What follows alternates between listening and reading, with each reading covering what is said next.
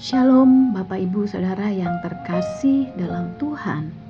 Hari ini kita akan merenungkan firman Tuhan dengan tema penderitaan yang mendatangkan keselamatan dan kesembuhan. Yesaya 53 ayat yang kelima berkata, "Tetapi dia tertikam oleh karena pemberontakan kita, dia diremukkan oleh karena kejahatan kita. Ganjaran yang mendatangkan keselamatan bagi kita ditimpakan kepadanya, dan oleh bilur-bilurnya kita menjadi sembuh."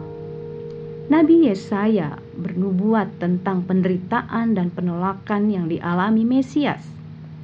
Melalui penderitaannya, kita beroleh keselamatan dan kesembuhan. Keselamatan yang Tuhan karuniakan mengandung makna. Yang pertama, dilepaskan dari keterikatan dengan dosa.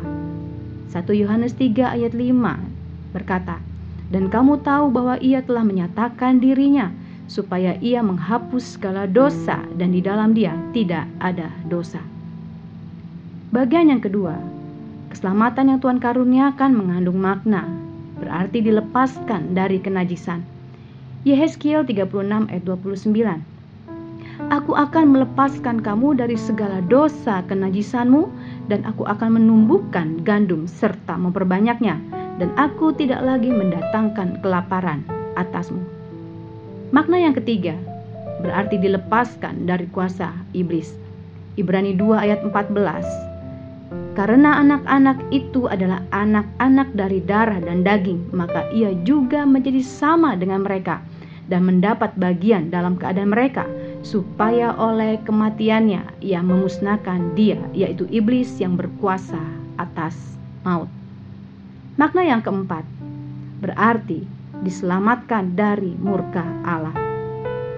Roma 5 ayat 9 berkata, "Lebih-lebih karena kita sekarang telah dibenarkan oleh darahnya, kita pasti akan diselamatkan dari murka Allah." Makna yang keenam, dilepaskan dari dunia yang jahat ini. Galatia 1 ayat 4 berkata, "Yang telah menyerahkan dirinya karena dosa-dosa kita, untuk melepaskan kita dari dunia jahat yang sekarang ini, menurut kehendak Allah dan Bapa kita." Makna yang keenam, dilepaskan dari musuh. Lukas 1 ayat 74 berkata, "Supaya kita terlepas dari tangan musuh, dapat beribadah kepadanya tanpa takut." Makna yang ketujuh, diselamatkan dari kebinasaan kekal.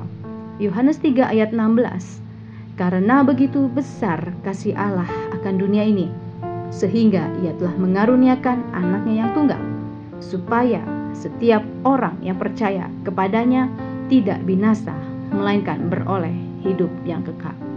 Bapak Ibu Saudara yang terkasih, keselamatan sudah Tuhan berikan bagi setiap kita orang-orang yang percaya. Mari bersama kita hidup senantiasa dalam kasih karunia Tuhan yang begitu melimpah atas kita. Bahkan firman Tuhan juga mengatakan, oleh bilur-bilurnya kita menjadi sembuh. Kesembuhan ini mencakup bukan saja masalah jasmani, tetapi juga rohani.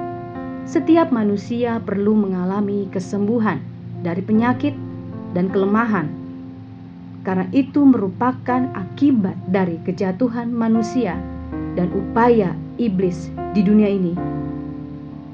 Kesembuhan hanya ada dalam karya salib Kristus, sebab semua telah Ia tuntaskan di kayu salib.